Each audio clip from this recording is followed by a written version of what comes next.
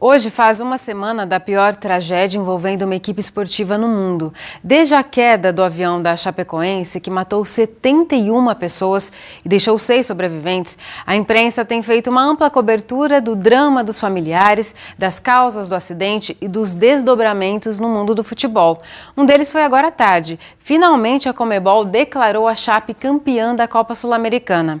E para comentar esse tema, a gente recebe agora o coordenador do Grupo de Estudos em Comunicação Esportiva e Futebol da Unesp, o professor Zeca Marques. Zeca, muito obrigada por sua presença aqui no Unesp Notícias. É um prazer voltar, Larissa. Vou começar pela novidade do dia. Finalmente, a Conmebol declarou a Chape campeã da Sul-Americana. E essa homenagem póstuma representa o que para o time nesse momento? Acho que é uma homenagem justa, uma homenagem adequada. Eu, na verdade, achava que, inclusive, o Atlético Nacional deveria ser declarado campeão também. Deveria haver 2 times campeões. Porque não houve jogo. Não houve uma vantagem da Chapecoense no jogo de ida na Colômbia. O que pesou na decisão foi o próprio Atlético ter pedido para a Conmebol que o título fosse cedido à Chapecoense. Sim. A questão é, o Atlético teria solicitado isso se não fosse já o campeão da Libertadores? O Atlético Nacional tem vaga no Mundial de Clubes, já está garantido para a próxima Libertadores. E a pergunta é, se ele não fosse campeão do torneio principal do continente, que é a Libertadores da América, ele faria esse gesto de solidariedade, um gesto comovente, de altruísmo? A pergunta é essa. Talvez sim, mas eu acho que esta semana foi uma semana para que nós todos, imprensa, brasileiros, velássemos esses corpos, chorássemos os mortos, e talvez a partir de agora a gente comece a racionalizar um pouco o que foi esse acontecimento. Que eu acho que isso é necessário. A imprensa até agora não racionalizou, apenas quis se emocionar e transmitir a emoção e a comoção em função desse acontecimento.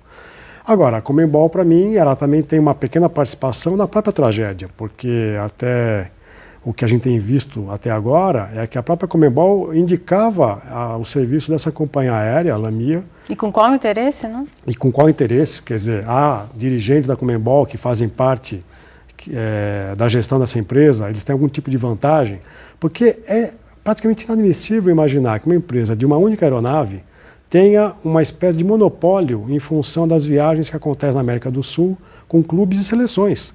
A seleção da Argentina, quando veio jogar no Brasil no mês passado, usou o serviço dessa companhia.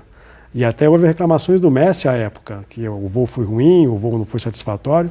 Então, existe uma coisa muito nebulosa nessa presença dessa empresa. E é capaz que daqui para frente a gente consiga ter um pouco mais de luz para poder entender o que de fato aconteceu. Tem muitas dúvidas ainda para serem esclarecidas sobre esse assunto, né? Mas voltando à reação do Atlético Nacional, o povo da Colômbia, a população de Medellín, como que você avalia a reação, a solidariedade, a empatia que eles demonstraram, né, pelo povo brasileiro e a reação, a comoção aqui dos times brasileiros em relação a essa tragédia e a episódios lamentáveis de declarações de membros de alguns clubes que vão na contramão de toda essa solidariedade que foi demonstrada? Bom, no caso dos colombianos, acho que a metáfora que eu faço é a seguinte: nós estamos esperando um visitante que vem e nós vamos receber esse visitante. E por algo que foge do controle, quer dizer, aquelas tragédias ocasionais, esse visitante não consegue chegar porque ele se acidenta na viagem de vinda. É um pouco o que os colombianos sentiram, ou seja, nós estávamos nos preparando para receber uma equipe visitante que vinha disputar um campeonato. E houve um acidente em solo colombiano, contrariando qualquer expectativa do que é a nossa normalidade. E a Colômbia vive, nos últimos tempos, uma espécie de espírito de renovação da própria imagem que ela tem perante o que a gente costuma dizer de comunidade internacional. O acerto recente entre governo e Farc, um acerto que foi bastante contestado. A própria cidade de Medellín, que é uma cidade que já foi uma espécie de centro do narcotráfico colombiano e que hoje tenta se revitalizar a partir de uma outra imagem.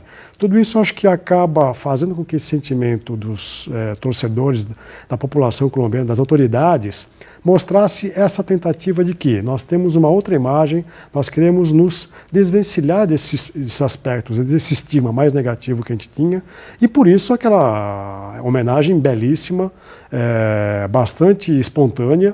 Não imagino que ele tenha sido fabricado e atendesse a interesses espúrios. No caso brasileiro, o que muitos jornalistas têm dito é que não sabemos se nós faríamos a mesma coisa com uma equipe estrangeira que viesse para cá disputar um campeonato, um torneio e que se acidentasse em solo brasileiro. Agora, eu acho que a população brasileira sempre foi muito solidária com esse tipo de tragédia, com esses acontecimentos extraordinários.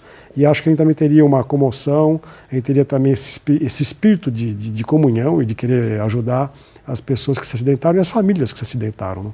Falando um pouquinho mais, você já tocou nesse ponto, Zeca, sobre a cobertura da imprensa, da imprensa esportiva em especial, que também foram 21, foi a maior tragédia para a imprensa, também 21 jornalistas que morreram no acidente. Como que você avalia essa cobertura? Você já disse que foi muito pelo emocional.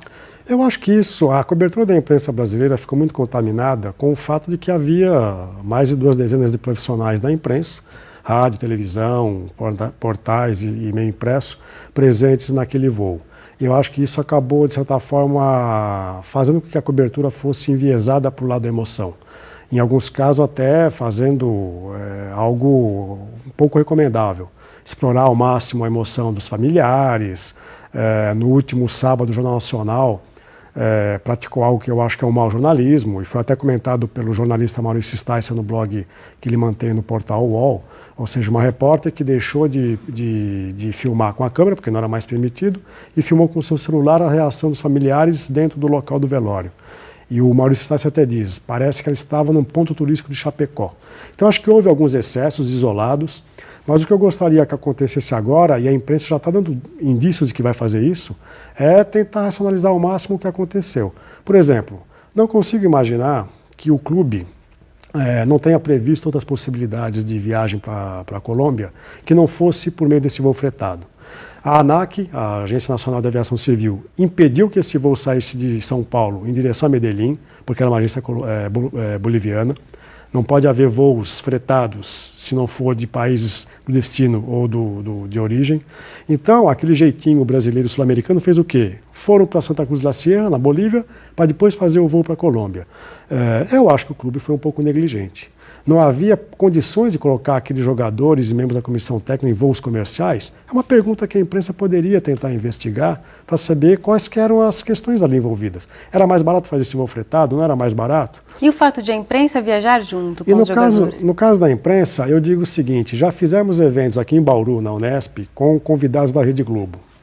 E, em 2 oportunidades, houve cancelamentos do voo em São Paulo, porque não havia teto em Bauru, porque não havia condições de viagem, e o voo foi cancelado. A empresa aérea ofereceu um transporte rodoviário para as pessoas que estavam naquele voo. A Globo impediu que os seus profissionais viessem por transporte rodoviário para Bauru. Havia uma cláusula contratual que impede que as pessoas se desloquem se não foi o meio de transporte previsto na viagem original. A pergunta é, como é que uma empresa como a Fox, que é uma multinacional, permite que todos os seus profissionais sejam incluídos num voo fretado, junto com jogadores e técnicos que são fonte do próprio evento esportivo que vai ser mediado? Então imagina um comentarista de televisão, de rádio, de internet, que critique o técnico, critique um jogador específico naquele jogo, vai retornar para o país, para o Brasil, no mesmo voo em que estão aqueles atores. Então, acho que essa é uma prática que a imprensa deveria repensar, porque eu acho que não faz sentido um voo fretado de uma equipe que vai fazer um jogo ter a presença da imprensa que vai mediar esse próprio fato esportivo. Se é um voo comercial e calha de os profissionais de imprensa, por coincidência, estarem no mesmo voo que a equipe, isso faz parte de uma questão, uma coincidência do acaso. Mas viajar junto, quem pagou essa viagem, os meios de comunicação pagaram a viagem, era um bolo todo que estava sendo pago pela Chapecoense, pela CBF, pela Conmebol. Quer dizer, eu acho que é uma série de questões ali pouco esclarecidas, que agora a imprensa vai ter tempo de sobra para tentar mostrar um pouco o que está por detrás do que a gente não sabe. Tá certo. Obrigada por suas reflexões aqui, Zeca. É um prazer.